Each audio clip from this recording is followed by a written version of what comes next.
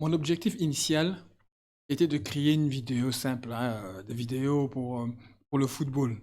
Mais le hasard a fait que comme je regardais TPMP à cette époque, je suis tombé sur l'émission de Karim Zeribi. Puis, j'ai suivi l'histoire du tweet de Karim Benzema.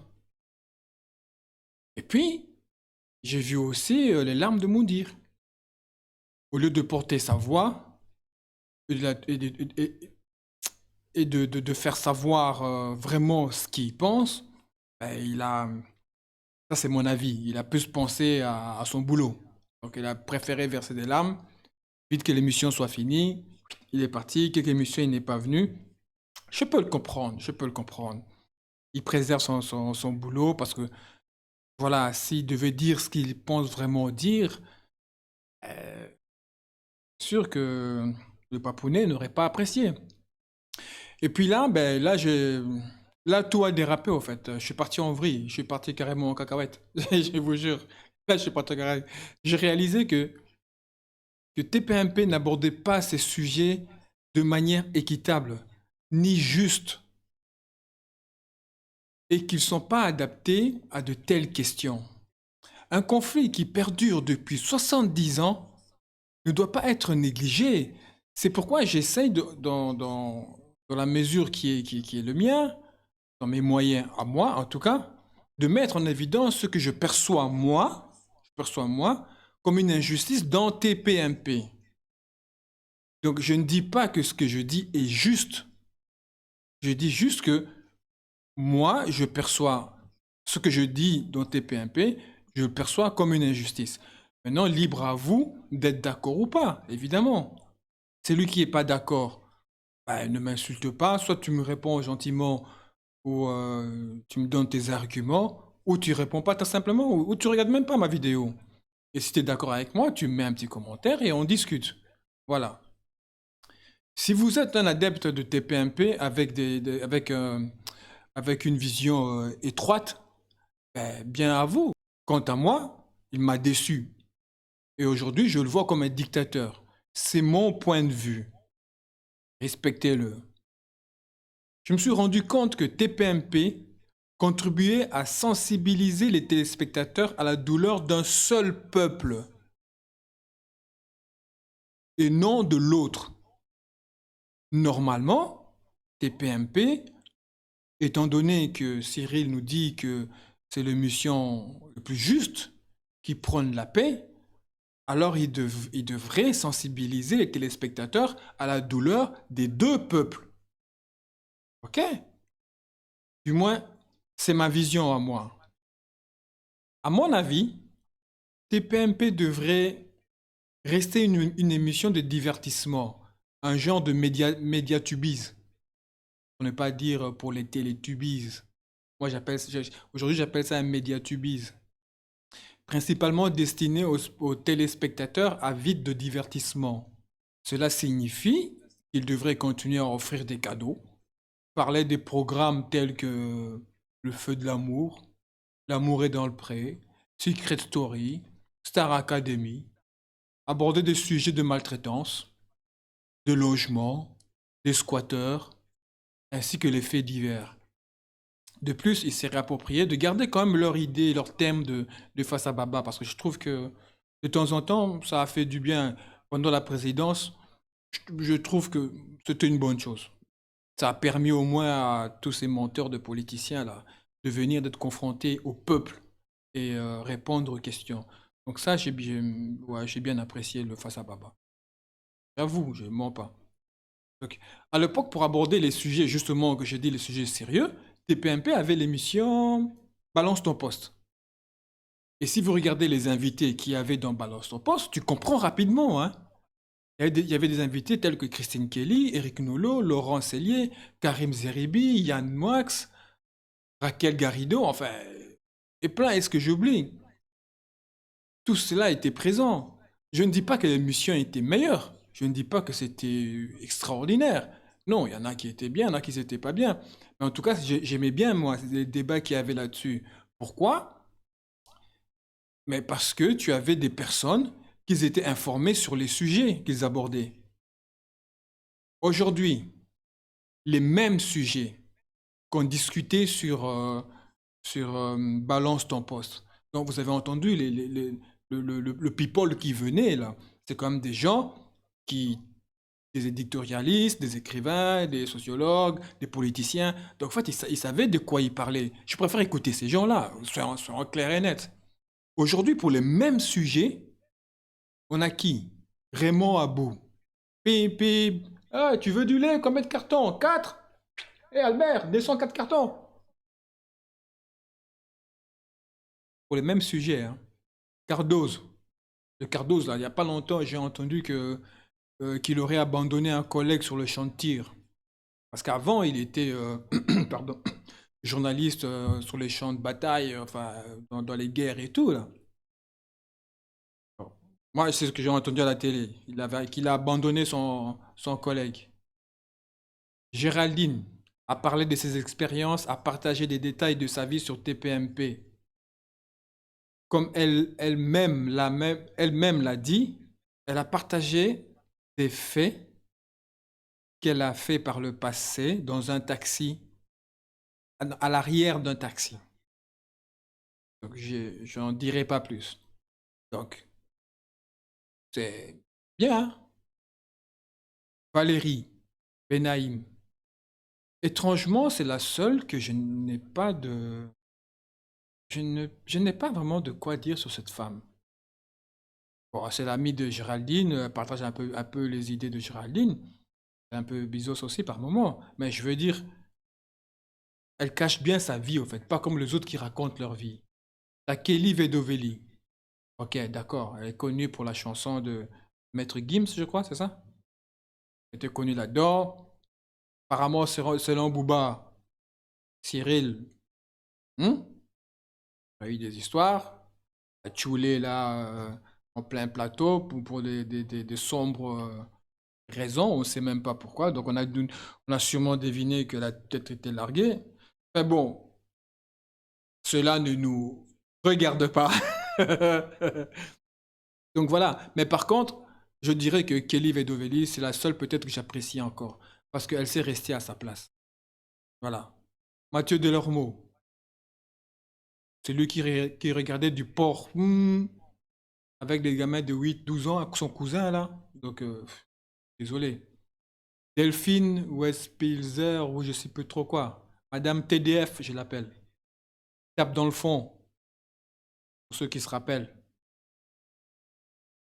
Donc aujourd'hui, ces personnalités donnent des leçons de jugement de société, discutent de la politique, de religion et d'immigration. Ces gens-là, ils semblent manquer de compassion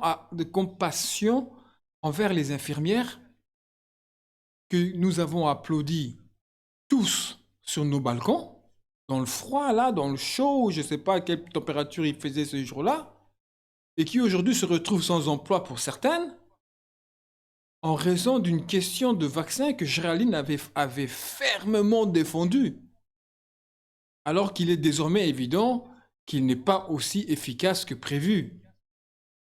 Et surtout, c'est décevant de constater qu'aucune excuse n'a été présentée par Géraldine. Peut-être en raison de l'orgueil. Orgueil, orgueil quand tu nous tiens. Il y avait une américaine là sur le plateau, une actrice. Elle est passée où? Elle défendait pas, elle, le Covid. Irée, on la voit plus. Bizarre, hein? Ceux qui restent là, c'est les gens qui de la garde rapprochée de Cyril. Vous ne vous demandez pas pourquoi Cyril Hanouna, dont l'émission est très prisée par les politiciens, pardon, par les politiques, ne parle pas de déclaration de l'avocate franco-israélienne. Rappelez, j'ai fait une vidéo sur la franco-israélienne. Pas un mot. Pourquoi il ne mentionne pas le rire d'Eli Chouraki? Du moins, j'espère pour lui qu'il va le mentionner avant que ma vidéo sorte. Donc, si d'ici là il en parle, ben, autant pour moi. Mais je suis sûr et certain, s'il n'a pas parlé de l'avocate. L'avocate ne parlera pas non plus de rire, de rire de Eli chez Rookie, hein. Je pense pas. Pourquoi il n'organise pas une manifestation de paix avec des juifs? Il n'arrête pas de critiquer Jean-Luc Mélenchon. Il ne cesse de le critiquer. Dans toutes les émissions, dès que Jean-Luc Mélenchon dit quelque chose, ouh, ah, bam! Je suis certain, persuadé que les directives viennent de plus haut. Et d'autant plus qu'ils ont payé trois briques, hein. Je sais pas si on dit 3 briques, 3 millions, là. Je sais pas si c'est 3. Ils ont payé, donc ça fait mal. Mais il a oublié pourquoi il a payé. Il a payé parce qu'il a été insolent envers un gamin. Il n'a pas su garder son calme devant le gamin. C'est de sa propre faute s'il a payé 3 millions. Parce que s'il aurait su garder son calme, en disant juste au gamin, bon ok, vas-y, sors, rentre chez toi, tout serait arrêté là. Aujourd'hui, il critique la France insoumise. Il critique ce gamin-là en disant, ouais, c'est un dealer. Mais tu as engagé un dealer. Il est marrant, lui. Tu as engagé un dealer. Donc, tu vois, les gens que tu critiques, eux, au moins, ils ont fait une marche. Jean-Luc Mélenchon a fait une marche avec les Palestiniens. Donc, au lieu de passer ton temps à critiquer les gens, fais quelque chose. Ne reste pas là à penser uniquement à ton émission. Fais quelque chose. Tu veux que les gens reviennent vers toi? Fais quelque chose. Vous vous interrogez sur le pourquoi il n'appelle pas au cessez-le-feu? Ou pourquoi il n'affiche pas de drapeau en signe de paix sur son plateau? Il dit que c'est un homme de paix. La paix, c'est comme l'amour. La paix, c'est pas l'amour. Bien dit, la paix, c'est comme l'amour. Parce qu'en amour, il suffit pas de me dire je t'aime. Je n'ai rien à bip de te je t'aime. Il faut que tu me montres. Toutes les femmes te le diront.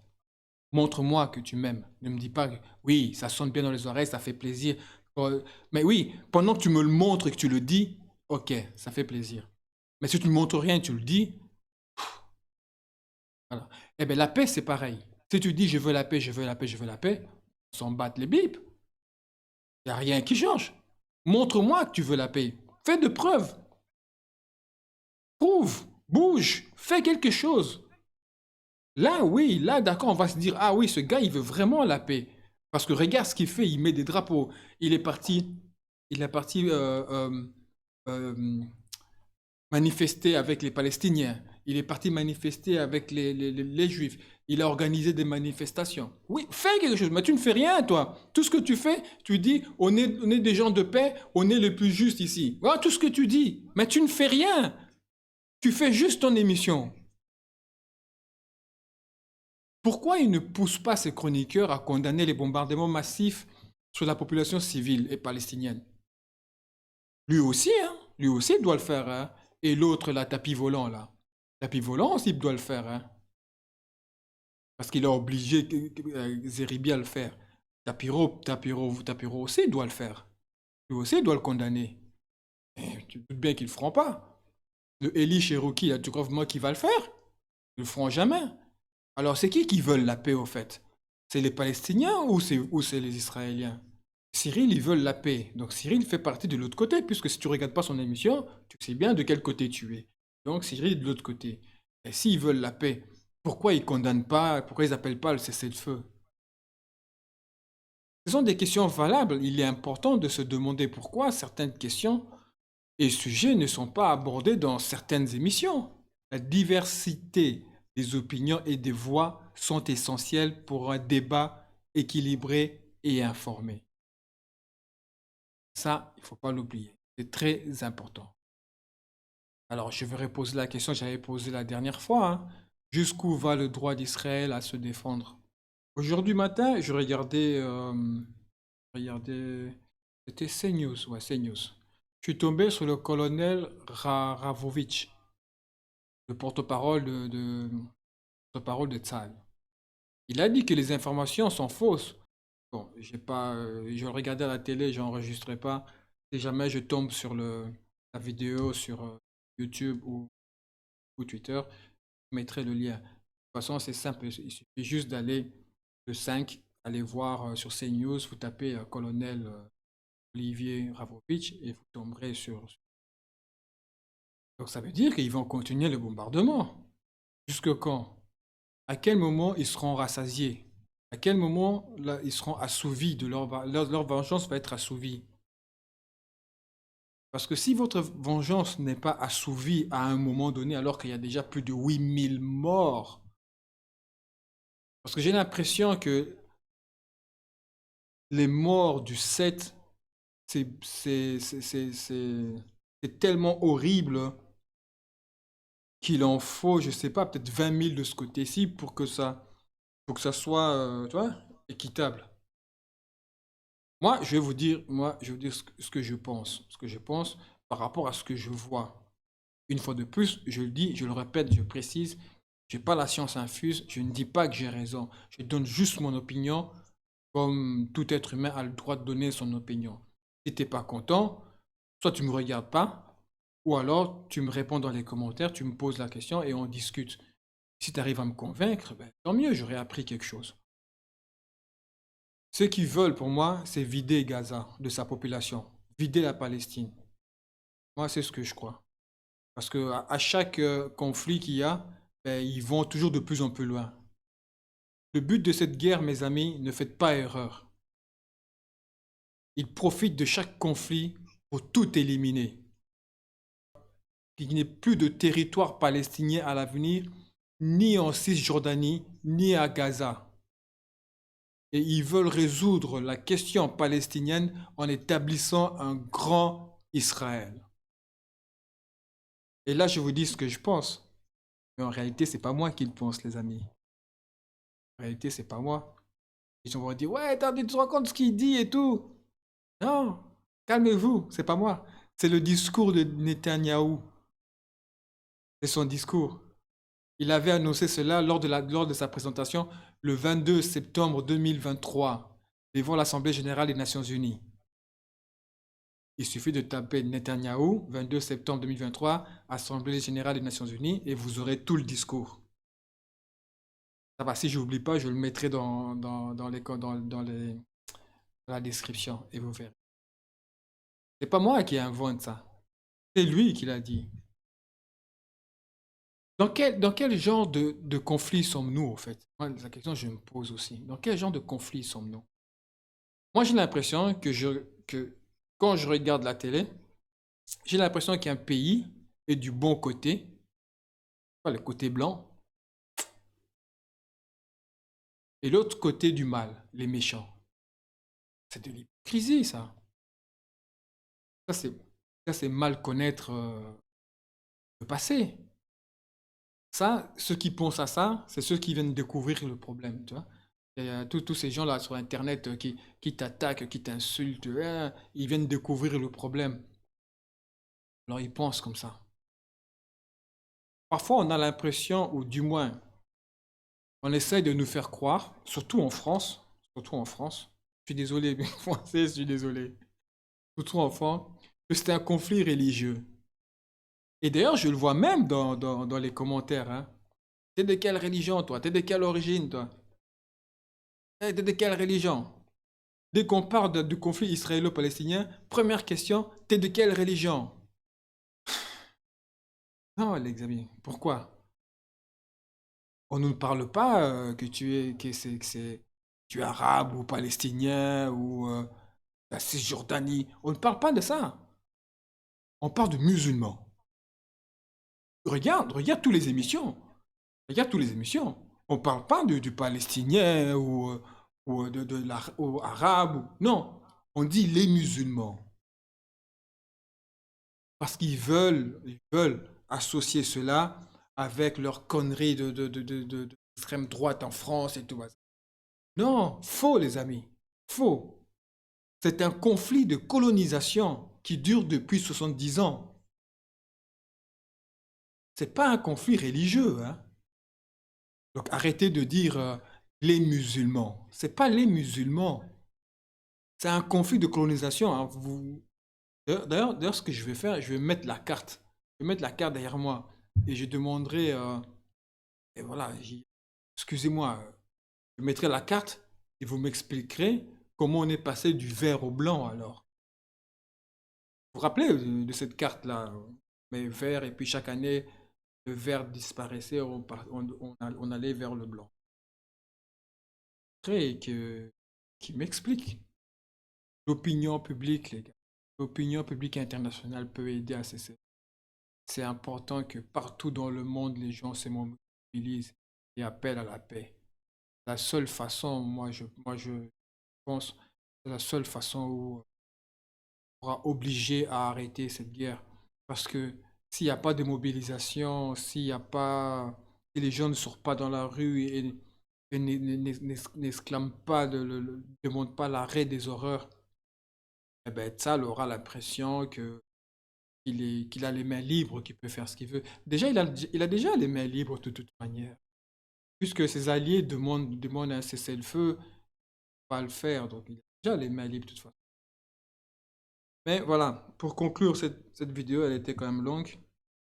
Donc, je dirais quand même que pour ceux qui ont dit que j'étais pas neutre et que j'avais un parti pris, voilà, donc je vous ai donné la définition je vous dis qu'être neutre, c'est pas évident parce que il y a les émotions qui jouent là-dedans aussi. J'essaie d'être impartial parce que je suis ni arabe, ni palestinien, ni juif, ni israélien, rien du tout.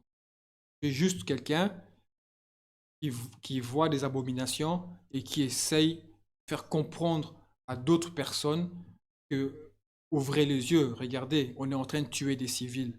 Voilà ce que je suis en train de dire. Si c'était deux armées qui sont en train de se taper dans le désert, je vous garantis que je serais moi devant un match de foot en train de regarder Pénard, hein. C'est l'armée, ils sont là, c'est leur boulot pour se battre, hein. Là, tu as Tzal qui est en train de perdre de ses soldats. Parce qu'il ne faut pas dire que ces soldats ne meurent pas. Il y a des soldats qui meurent. Au plus la guerre, au plus ce conflit va durer longtemps, au plus il va perdre des soldats, des familles, au plus la Palestine va perdre des civils beaucoup plus encore. Donc, oui, oui, oui. J'ai ma conscience et ma, ma- mon empathie me dit de parler pour la Palestine parce que je vous dis, je vous le répète encore une dernière fois, ils n'ont pas d'armes, ils ne savent pas se défendre, ils n'ont pas les moyens de se défendre. Ils ne savent pas comment se défendre. Rien que ça, tu es obligé quand même de penser à eux. Ne pas penser à eux à des... C'est de la folie, c'est de la folie. Tu es en train, tu donnes à quelqu'un une arme, tu rentres dans une maison où tu as des gens qui n'ont pas d'armes. Tu rentres et tu cartonnes tout le monde. Et pour qui on va avoir de la compassion pour qui? Pour celui qui avait l'arme ou pour ceux qui n'avaient pas? Cela ne veut pas dire que j'ai pas de compassion pour le 7, hein. J'ai totalement, je l'ai dit, je le répète, je l'ai dit plusieurs fois. Mais on ne va pas continuellement prendre ça comme excuse pour continuer à massacrer la population palestinienne. Donc voilà, je crois que vous avez eu votre réponse. Je vais juste conclure par une citation de Desmond Tutu. Pour ceux qui ne connaissent pas Desmond Tutu, je ne vais pas vous envoyer cette fois-ci Seigneur du monde parce que je connais. C'est un archevêque sud-africain et un militant pour les droits de l'homme. Il avait dit, si tu es neutre en situation d'injustice, alors tu as choisi le côté de l'oppresseur.